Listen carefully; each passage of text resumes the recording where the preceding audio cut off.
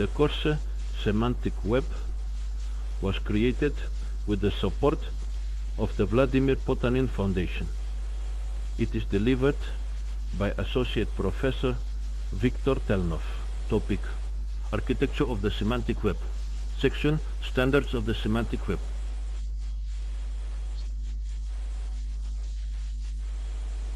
In front of you is the so-called layered cake by Tim Berners-Lee, who is considered the founder of the semantic web. Let's take a look at this structure, which really resembles a layered cake in some ways. Let's start from the very bottom, here in black rectangles. So a unified naming scheme is at the base of this stack, and Unicode is specified as the encoding standard for representing symbolized data. The next layer, XML and namespace, represents what are called non-semantic data, but they already possess structure. The structuring of data is facilitated by the XML language. Namespace are dictionaries or thesauruses that have a certain structure but do not yet possess semantics.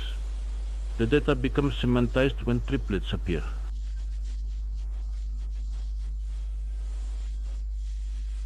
The Resource Description Framework, RDF, essentially provides data semanticization at the most basic level in the form of triplets. On the right, we have two vertical bars which simply indicate that data can be equipped with an electronic signature and can be encrypted during network transmission. Next, just above this red RDF block is located the block named RDF schema. It is an extension of the basic language of RDF symbolization. It's called RDF schema. The next level language for representing symbolized data, which currently has the most powerful tools, is ODBL. Sparkle stands out, often pronounced as sparkle. In Russian, it is a semantic query language for data and simultaneously a data transmission protocol over the network using the HTTP protocol. Next, if you look further up the stack, there is the so-called logical inference tool, which is primarily reasoners, although the Sparkle language itself also implies certain logical calculations. A means of data consistency is provided, known as the proof layer. In the end, at the very top, we obtain reliable knowledge, reliable semantic data. Since it truly resembles a layer cake, it might be more accurate to use the term stack. In this context, these standards, these technologies, can be considered the overall structure of the semantic web. A simplified version of such a layer cake first appeared in 2001 in an article by Tim Berners-Lee titled The Semantic Web. The Semantic Web in Scientific American Magazine. Next.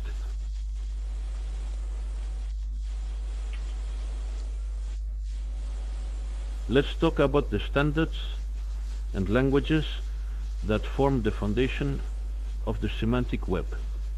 Today, since this is an overview lecture, we will briefly go through this list. It all starts with XML, Extensible Markup Language, which defines the basic format of structured documents. Although these documents do not carry any specific semantics, they do have structure. The next level, XML schema, is an extension of the XML language base, which already supports data typing and allows for certain constraints to be imposed on the document structure to ensure predictable processing of these documents by parsers. The process of semanticization begins at the level of RDF, Resource Description Framework. It is a simple three-component model: subject, predicate, object, which indicates how objects or resources are related to each other. The model based on RDF is often represented using the same XML tags. The development of the RDF model is the RDF schema model, which introduces not only subjects, predicates, and objects, but also properties, classes, and allows for the construction of nested hierarchies of RDF resources. And finally, the most advanced language for describing semantic data is WL, Web Ontology Language. As you can see, the letters are rearranged to form the word owl. This probably makes it easier to remember. This language is used for the precise representation of the meanings of terms in dictionaries, ontologies, and for describing the relationships between these terms. OWL certainly has more mechanisms for expressing values, semantic values, than XML, RDF, RDF schema. They significantly surpass these formats in terms of representing content that can be interpreted by computers, facilitating knowledge acquisition. And finally, Sparkle, or let's call it Sparkle, more in a Slavic manner, the query language for semantized data, which is presented according to the RDF model or higher. Additionally, the Sparkle standard provides the description and protocol for transmitting these queries, including network queries. Sparkle is one of the technologies of the semantic web recommended by the W3C consortium. Naturally, the Sparkle standard is thoroughly documented by the W3C consortium. Let's briefly touch on XML and XML schema and say a few words. So, in reality, any XML document is simply a text file where data elements are marked using special markers or tags indicating their sequence and, most importantly, their nesting. This way, the structure of the document is defined. Among the advantages of XML documents is the simple way of creating and processing them, as any text processor or standard XML parser can easily handle such a document. In this way, the information is structured, making it accessible for computer processing, or more precisely, for parsing. A very simple example of an XML document fragment. Here, the subject is a business meeting which contains text that essentially opens and the tag closes.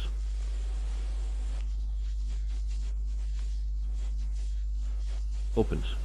As you can see, there are a couple of nested tags here, also needed to meet with a person. Yes, a unique identifier is assigned to her. The tag opens and closes. The phone number tag also opens and closes.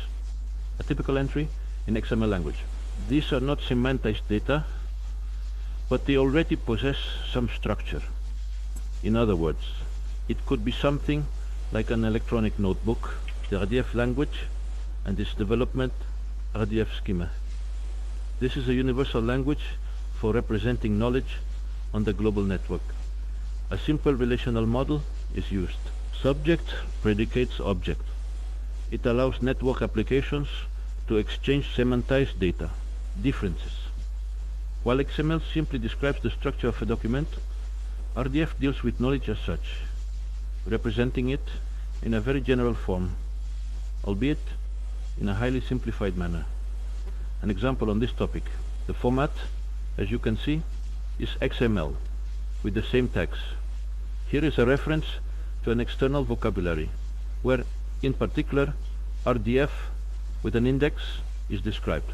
There can be several links, potentially quite a few. If you need to connect external ontologies, thesauruses, next comes opening tag and closing tag, contact company. Here, in fact, there is simply a link to say the website of our department, the KSST department. And inside this contact tag, with specified names, its name, email, phone, any other main information will similarly appear here. This was an example of data description using the RDF model in RDF language. The next level in expressive capabilities is the OWL, Web Ontology Language. It is designed for use by applications that work thoughtfully with the content of documents, not just their structure. And compared to the XML, RDF, and RDF schema languages, RBL significantly enhances the capabilities for automatic interpretation of semantic content. There are 3 sub-languages, 3 versions. Allfull is the full version of the language and is used extremely rarely. AllDL comes from the words description logic. Description logic and OutLite, the simplified version. Here they are listed in order of decreasing expressive power. The basic elements of the All language are classes, properties, class instances, and individuals, as they are called. Let's consider a couple of simple examples.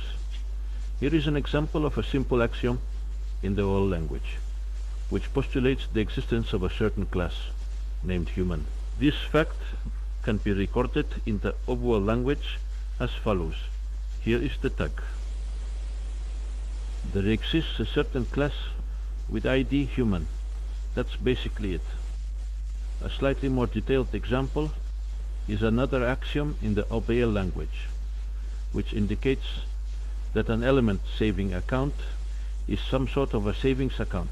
This is a class that is a subclass of another class. And account, for example, this fact in the OWL language can be written as follows. Opening and closing class tag. So, in the tag savings account, the existence of such a class is postulated. And in the following tag subclass of, it is postulated that this class is a subclass of another class named account.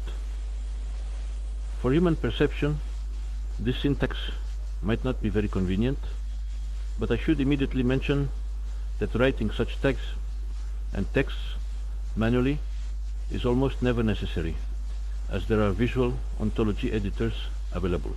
This text is generated automatically. Nonetheless, a few more words about our language. It deserves to be discussed in a bit more detail. An introductory lecture. What are properties?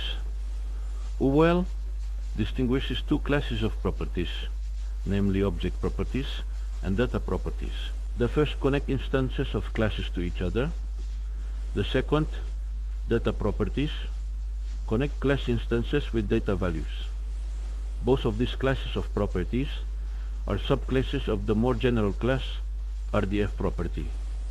Here is an example of an axiom that postulates the existence of a property as parent, connecting instances of the universal class uniform resource identifier.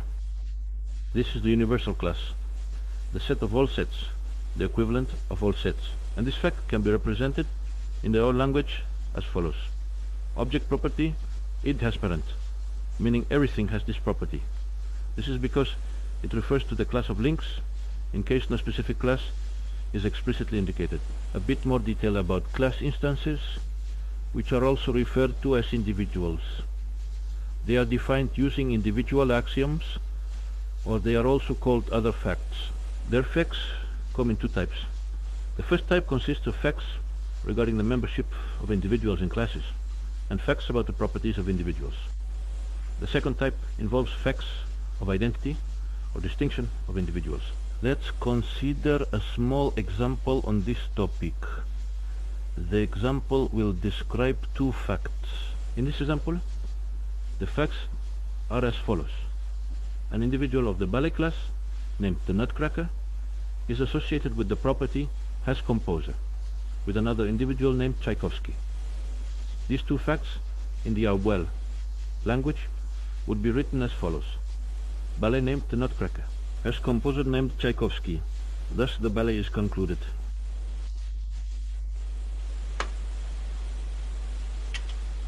Now about Sparkle, also known as Sparkle, the semantic query language. First, just as an introduction, this language stands apart.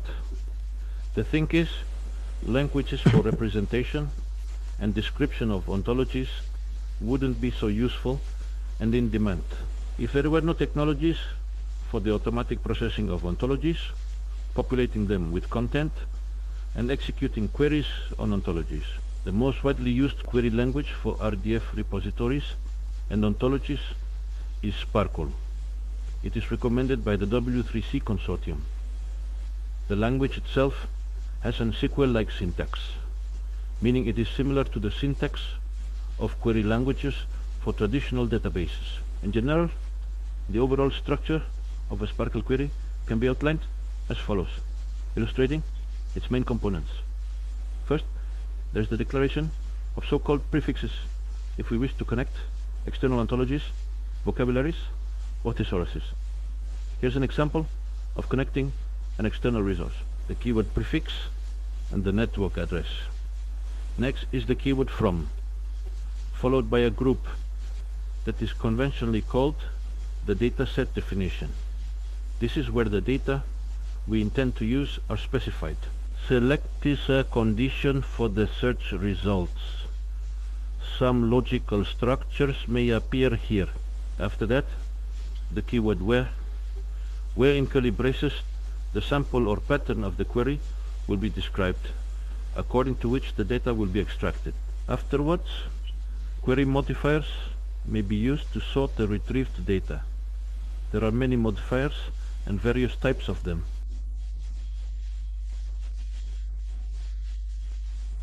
A more detailed discussion about Sparkle will be in a separate lecture called Query Languages and Logical Reasoning. For now, we will limit ourselves to these considerations about Sparkle. A few words should be said about other specifications of the semantic web that are not part of the standard recommended by the WWW consortium, but nevertheless, among professionals who work with the semantic web, they are popular or in use, so they should be mentioned. The SCORS specification, Simple Knowledge Organization System, is a simple system for knowledge organization, a system of classification, taxonomy, and other forms of vocabulary normalization.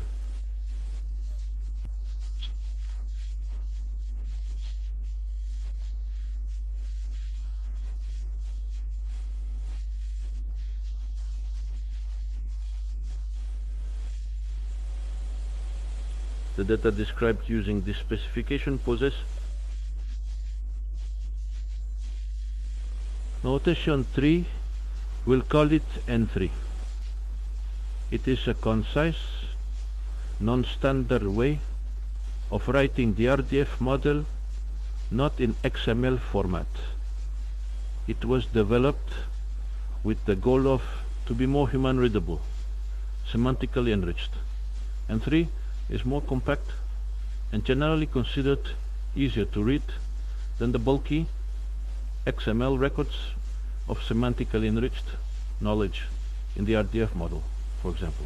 Another popular, though perhaps slightly less popular, specification of the semantic web is Turtle.